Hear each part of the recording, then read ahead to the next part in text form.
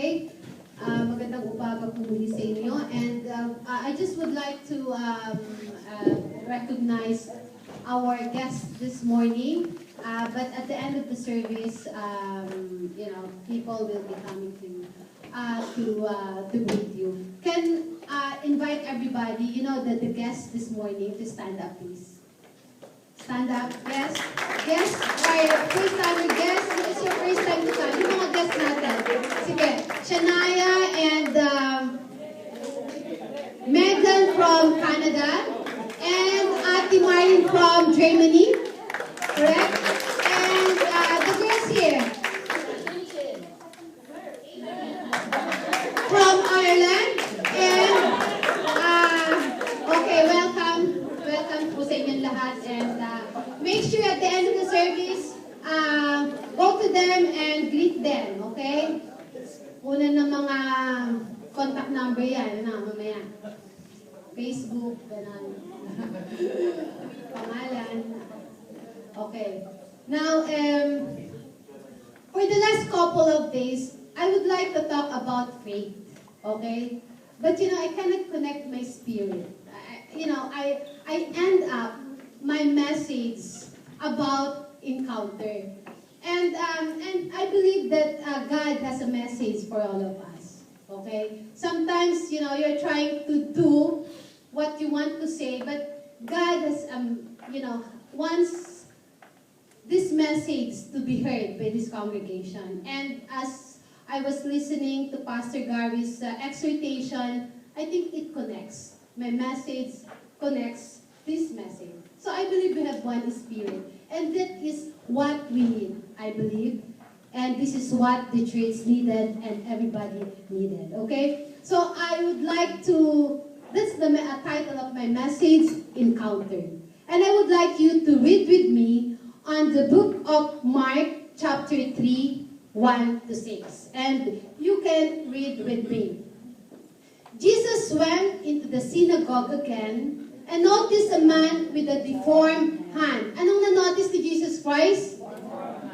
A man with a deformed hand. Hindi yung hand lang, ha? Baka magtakbuhan yung mga tao, deformed.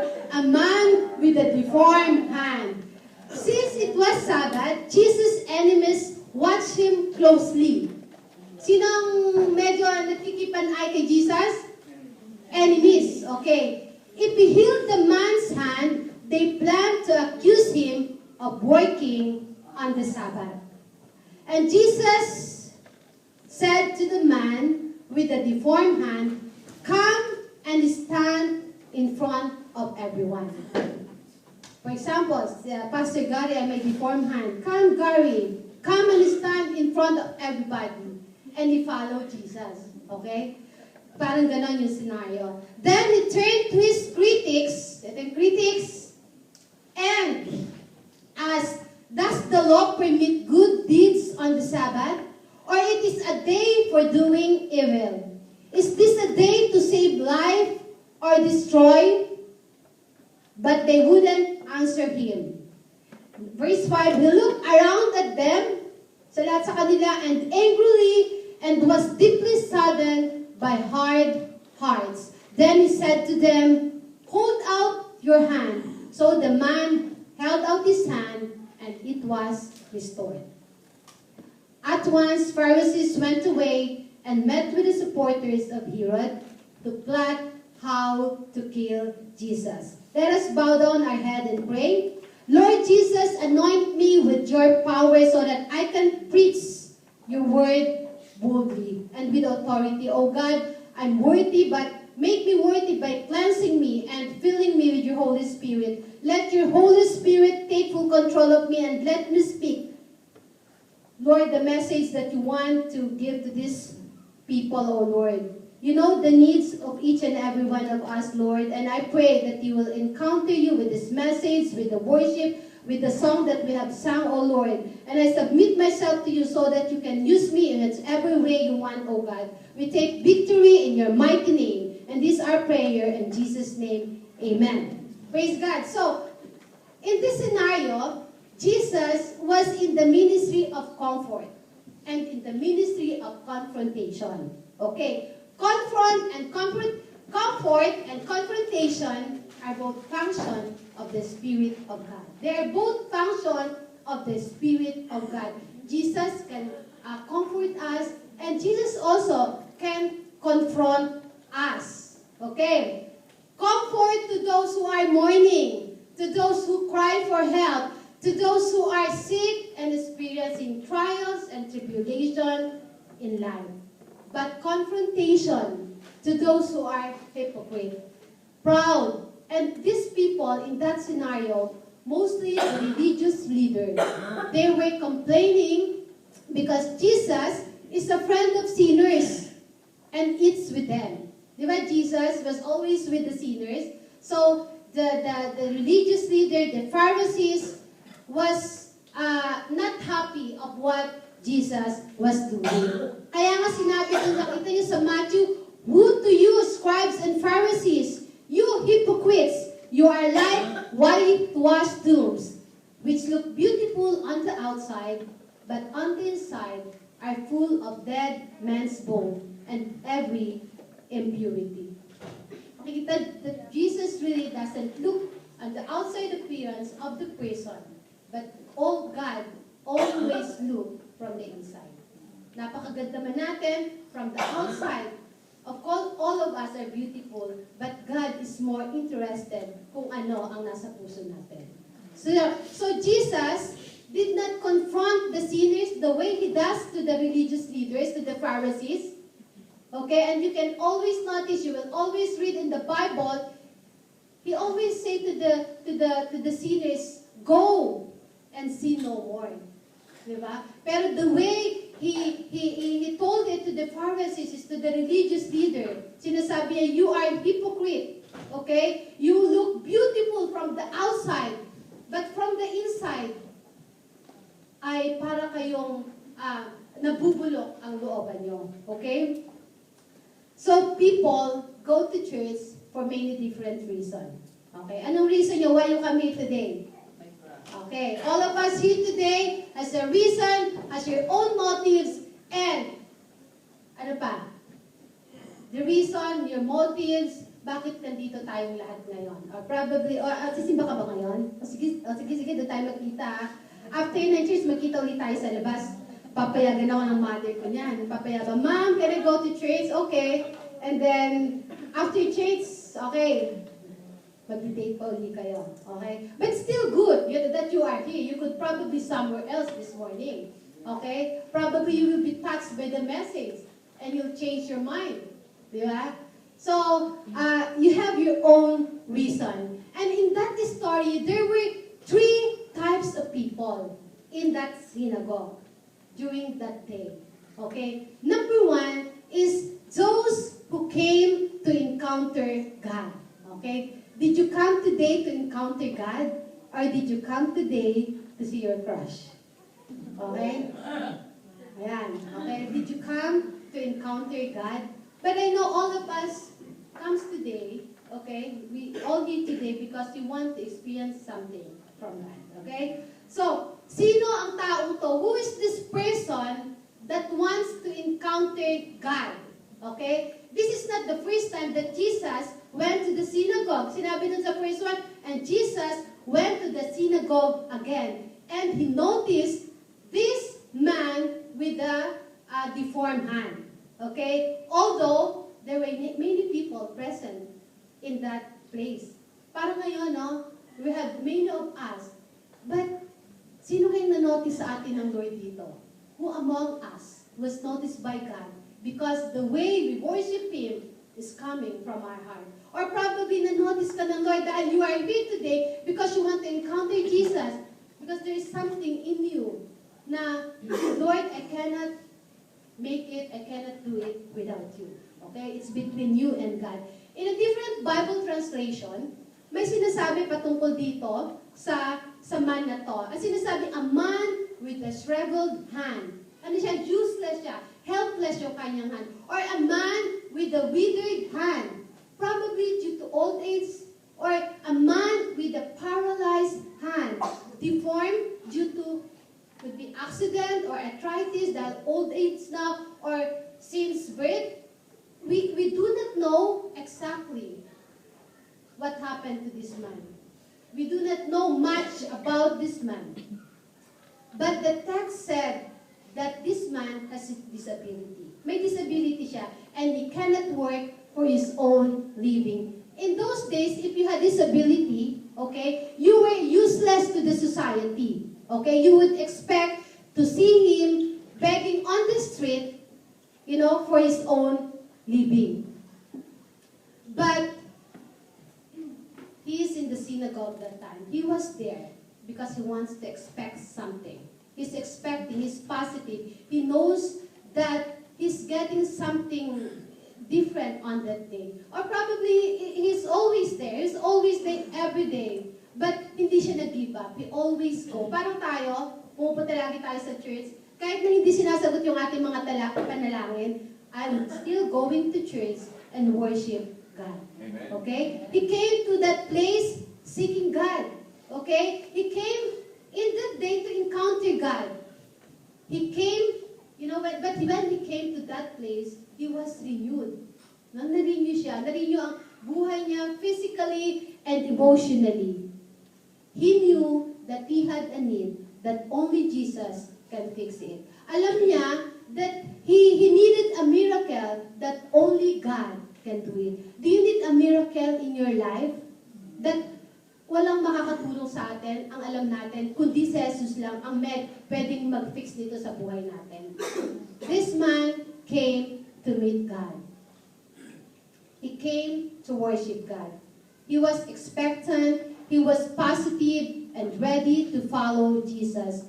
And instead of going to this street, okay, di ba yung may mga disability, because they want to earn for their living, they will just go to the street and beg for people. But this man did not go to the street. He went to the synagogue where the people gathered together and worship God and listen to the instruction.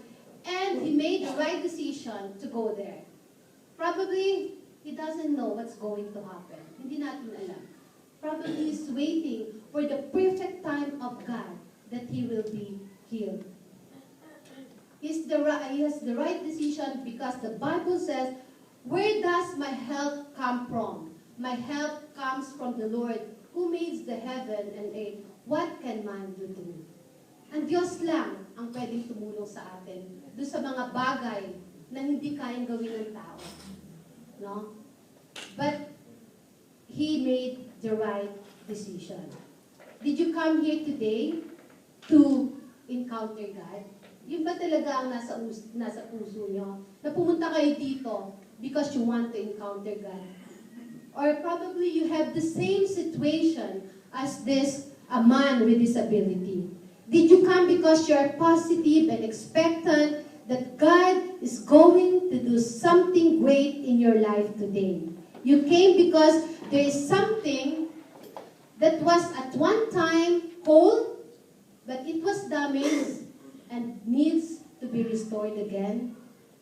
Okay? We need God to restore something in our lives. For some, it is a relationship with Jesus, with God. For some, it is a relationship with your family. It's a relationship with your friend. It's a relationship with your husband and with your wife. You're probably husband and wife living together, but you don't have a good relationship. You just don't have a choice, no? Because you are husband and wife, and it's hard to rent a new house, yeah? So you just decided to stay there together, but you don't have joy, okay? You're probably asking God, Lord, help me in this area of my life, okay? Fix our marriage. Okay? You probably date together, pero magkahiwalay kayo sa isip. You have your own thing to do. She has her own thing to do. Para magkasama lang kayo, what's the point of being together? No? Hindi ko sinasabing maghiwalay, but I think you have to ask God to help you in that part of your life. Kasi the reason why we get married is because we want to be happy, di ba? Nung mag-aasawa pa lang tayo, kala mo, ayaw yung maghiwalay eh, no? Okay, nung nag-asawa na kayo, gusto niyo lagi kayong magkahiwalay. At meron kayong sariling asawang mga cellphone. Okay, so I said when I come home, I don't want you to use your cell phone because this is the only time that we are going to be together. But if you want this kind of life, panyari pa, no? If you want this, ayoko nun. Oh, di ba? Okay. Asa na ako? All of us have something in our lives that we became paralyzed. Okay? We became weak, destroyed, damaged, or withered, nangihina. Probably because of our work, too much work. Kailangan din natin yon. Okay? But make sure that you have the time for Jesus. Or probably because of sin. Or a talent that you are not using. Okay? Pag may talent ka at di mo ginagamit, mawawala yon. Yung God-given talent sa bawat isa sa atin. Katulad ko, no? Nagsasalita na ako ngayon. Dati ayoko magsalita. Parang kwento lang ako. Di ba? Pero ngayon, I can stand in front of you. Okay? Magaling ako magsalita. Yung kwentuhan lang. Pero in front of people, syempre ang hirap, no? It's hard to put your words together. But if you are willing, to be used by God, God is going to help you. Di ba? So, you probably hear, Lord, that's not my gift. Pero, hindi, isipin mo, God knows your desire. Okay? God knows your desire. In the perfect time, He will use you. So, kung ano man yun, God will meet that need. Whatever needs you need right now, God will meet it. Okay? At sinasabi ko, needs ha? Okay? I'm just saying, whatever God wants you, diba? So, make sure, whatever is your need, God is going to give it. God knows your need. Minsan kasi, marami tayong mga wants eh. And even myself, marami tayong mga wants sa buhay. At ang sinasabi dito, God will give all your needs. Yung mga pangangailangan mo. He will restore the damaged part of your life. Is there a part of your life that is damaged? If you will just come to Him and encounter Him, He will restore you. He will restore you. And He will make you whole again. Okay? You came now because naniniwala kayo na when you come out of this room, you will be restored. I believe that this message is for all of us. No? That's why nga sabi ko, Lord, I want to talk about faith. Kasi by July 17 is our anniversary. Mark your calendar. Request for an off. We have a visitor. We have a guest. Please come. Bring your friends. Okay? July 17. July 17 is our anniversary. So please come. So what kind of person are you? Today. Nagbabago eh. Today, I want to encounter God. Bukas, sa Sunday, I want to see my someone. Ganon. So, but what types of person are you today? And I believe you want to encounter God with this message. Amen. So this is the first one. Second one is those who came to counter God. Sino to yung mga tao to? Who are these people? Some people come to church to see what is wrong. Ang mga mali. And to find the fault of others. Of other friends, of other members. Or probably you're listening to the message, to the sermon, but argue in your mind. Because that is the message that you want to hear. Your mind is already ano ba tawag doon? Yung precondition what you want to hear. Etong gusto kong marinig. And it does not, parang hindi nagko-connect sa'yo ngayon. So, you have a selective hearing. You're probably here today listening to me, but your heart and your mind is not with me. Okay? Pwede yun eh. Kaya nga sinabi dito sa verse 2, okay? Since it was the Sabbath, okay? Yung Sabbath yun yung ating Sunday ngayon eh. They come together to worship God. That is a Sabbath day. Jesus' enemies watched him closely. If he healed the man's hand, they planned to accuse him of working on the Sabbath. Imagine this religious leader were called the enemies of Jesus, where it's supposed to be they are friends of Jesus. No? Because Jesus is their own representation. Magre-represent sila, but they are the enemy of Jesus. And the Pharisees, yung mga Pharisees na the religious leader, they were there for no other reason except they did not come there to meet God. They did not go there to the synagogue to encounter God. They want to find fault. No? They are keeping an eye with Jesus. They are watching for the mistake of other people. Or probably when I'm talking here, mistake. Okay? Minding other people than their own life. Parang nga sinabi, mind your own business, I'll mind my own business. But, we are not to judge other Christians. They were there to make sure that no one did everything wrong. They are proud and self-righteous. Kaya nagagalit sa kanila si Jesus eh. Diba? They are hypocrites. Okay? What are you looking when you come to church? Pag pumupunta ba kayo dito sa church, anong tinitingnan niyo? Do you look for how the church do it? The way they do the service or the order of the service? Do you look for that rather than a part of what God is already doing? Okay? That is one of the type of that person that day in the synagogue. Okay? Tumitingin lang ng mga mali. Okay? They were not there to worship God. They were not there to encounter God. They were there to make sure that their traditions were upheld and maintained. Okay? They were watching them to make sure that nobody is going to break any of the law. Yung mga laws nila and tradition nila. They care less about God. There's nothing wrong with the tradition. But if we ever come to the point that our tradition are more important than the presence of God, hindi natin ma-encounter, hindi natin mararamdaman ang tutunay na, hindi natin ma-experience ang Diyos sa buhay natin. Kasi we look more in our tradition. There's nothing wrong in our tradition. But God is first, okay? May mga tradition tayo na pwedeng nating gawin, but if it is not about the Lord, it's useless. Amen? So, and lastly, okay, those who came to represent God. And in number one, those people who comes to church because of they want to encounter. The other one is they want to counter God. Naghahanap ng mga mali. Ito yung isa. Dun sa character ng ating story on that day, on that Sabbath day in the synagogue. Those who came to represent God. Okay?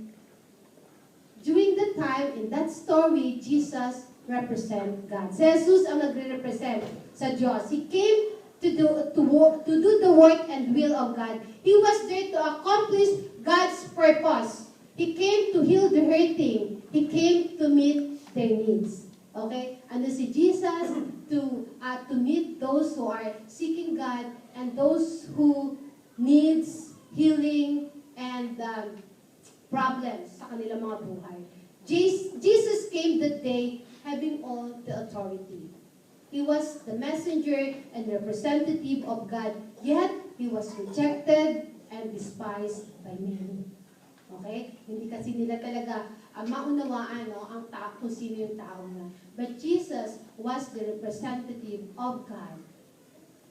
Kaya po, in Luke 4:18, this is the prophecy that Jesus, the Spirit of the Lord, is upon me. For He has anointed me to bring good news to the poor. He has sent me to proclaim the captives will be released, the blind will see, and that the oppressed will be set free. And that is the purpose. Jesus is representing God to help those who are broken-hearted. Maraming broken-hearted dito ngayon. Maraming tumatawa sa mga youth eh. Broken-hearted kayo. Okay. Broken-hearted. Itaas ang kamay ng mga broken-hearted. Wala. Praise the Lord. So minsan ganun eh, no? Pag broken-hearted tayo, it's hard to connect our spirit to God. Alam mo yan? Especially yung mga youth, no? Hindi pa, yung emotion nila, they cannot control. Di ba? Hindi katulad namin na mga medyo, hindi naman may edad, medyo matured eh, medyo mas matanda sa inyo ng konti. Ano yun? So, ano lang, talk to the Lord. Alam mo yan? Dinaanan din namin yan eh, di ba? Pero minsan may mga taong yung emotion nila masyadong very weak, no? And yung iba naman very strong personality. But after that, alam mo, it will pass by like a water in the river. Hindi mo na nga maalala na mahal mo pala yun eh. Diba?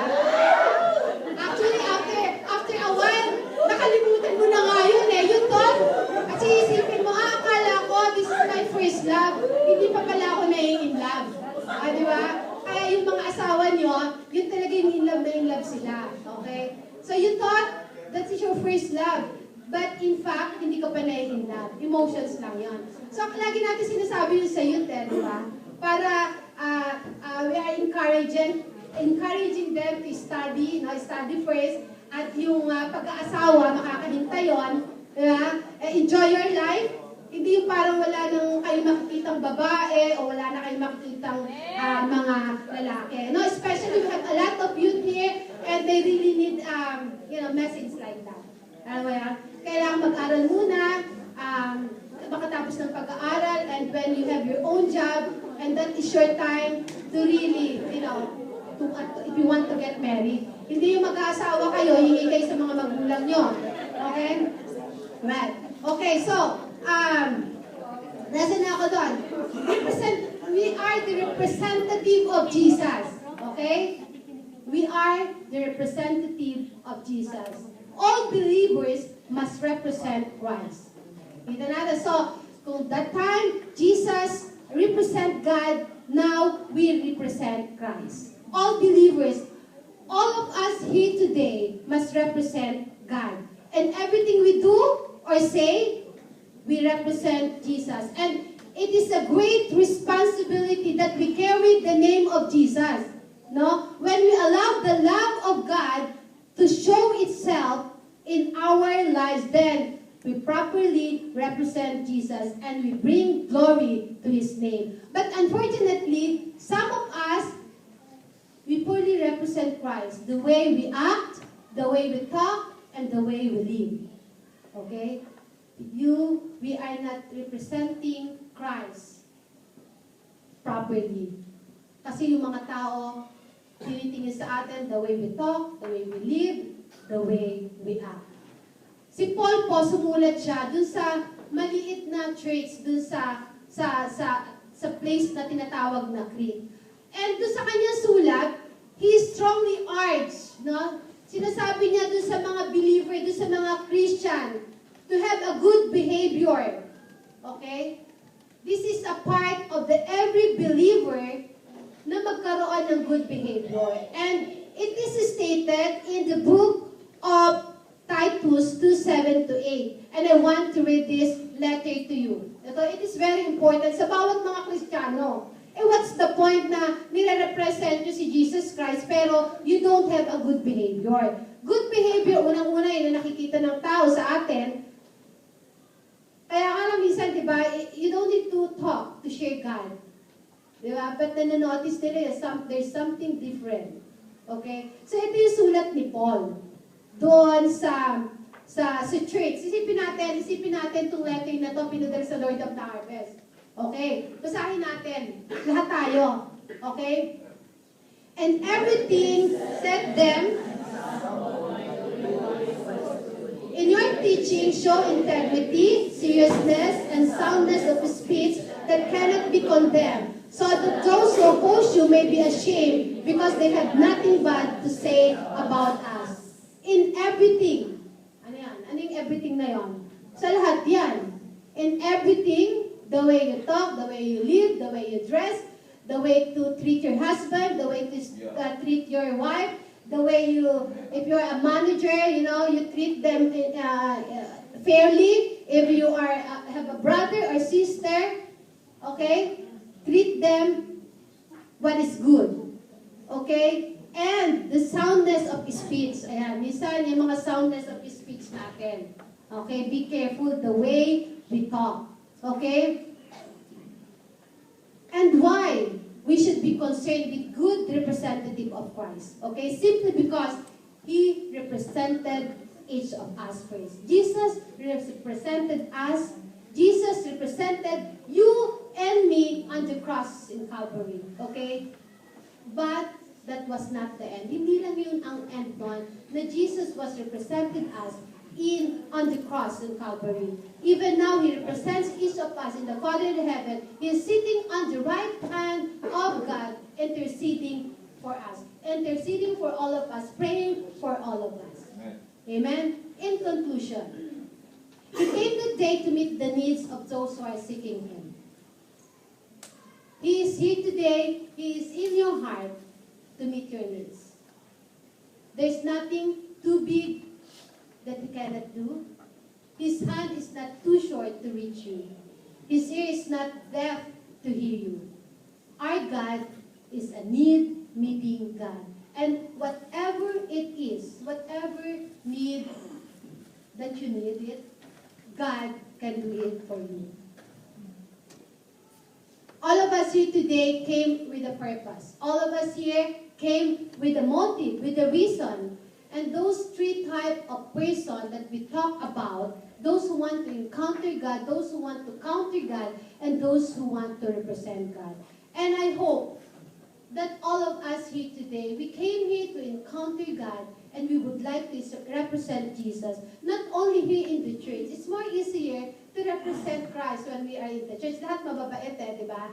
So wala tayong problema when we are in the church. But you can see the real you when you are outside of the church. Okay? When you're outside of the church. So, I pray that wherever you are, in your, especially in your family, makikita mo yung tunay na ugali pag nasa sa bahay, di ba? Sa bahay. If you are in your workplace. Okay? And, okay, in the church, we really can see who you are, kung anong ugali. But when we're outside, you can see who really you are. So, we are representing Christ. All believer, all Christian must represent Christ. And we should do good deeds, okay? We should be right the way we talk, the way we live, and in all aspects of our life. Amen? Amen? So, God knows what is in your heart today. You probably came today because you want to hear from God. You're brokenhearted. You want to be, you want to encounter God. You want to be restored of what you were before, spiritually, physically. If somebody needs healing, only God knows. Ang Diyos lang ang nakakaalam kung ano mga pinagdadanasan mo sa mga oras na to. But I believe, if you really serious to encounter God, I believe He's going to answer you. His hand is not too short to reach you. His ear is not deaf para marinig ka niya. Alam niya, and even before you ask Jesus, even you don't say a word, God knows what is in your heart. God knows what is in your heart. Alam na Diyos ang nasa puso mo. And while after this message, I want you to bow your hand, to bow your head and talk to the Lord. Kasi it's only God who can help you, not me. Talk to the Lord. Bow your head, okay? Bow your head and speak to the Lord. 3 minutes. Lord, the reason why I came here, I would like to encounter you. And like this man with the deformed hand, like this man with disability, and he restored. He restored. He has a new hand, oh Lord, and I pray whatever is in your heart right now that needs to be restored, speak to the Lord. Speak to the Lord. I know there's something, the message is for you today, and I would like you to talk to Jesus. I'm not going to invite you to come forward, but even in your seat, you can speak to Jesus. And I believe that you will go out of this room restored. If you have disability, if you have sickness, speak to God, and the Lord will heal you. Meron kayong problem sa katawan nyo, speak to the Lord.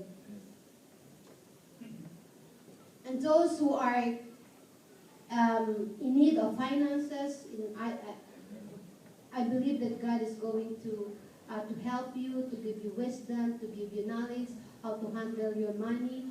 And sa mga youth natin, those who are experiencing problem, I do not know, in school, sa studies nyo, I pray that God will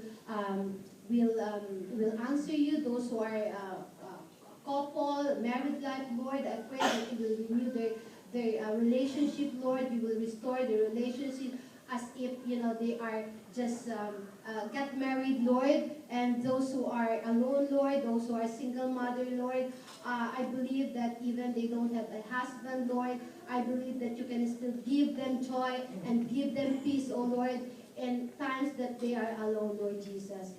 And Lord Jesus, sa mga all of us here today, Lord, I pray, oh God, that you would speak to them, Lord. Lord, thank you so much, oh God. I believe you spoke to them, Lord. I believe you're going to answer their prayer, Lord, in your perfect time, oh Lord, like this man with disability, Lord, binigay mo sa kanya, even though that probably is not expecting anything from you, but you know all our needs. And I believe, oh God, that you know each of them, oh Lord, and you will speak to them and you will restore them, oh God, and they are not going to be the same the way they come into this room. Thank you, Lord, in Jesus' name, amen. Amen.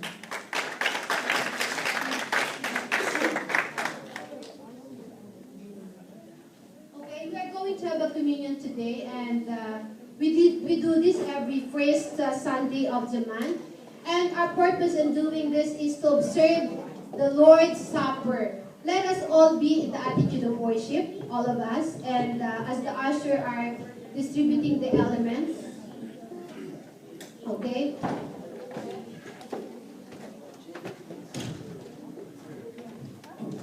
In Holy Communion, the bread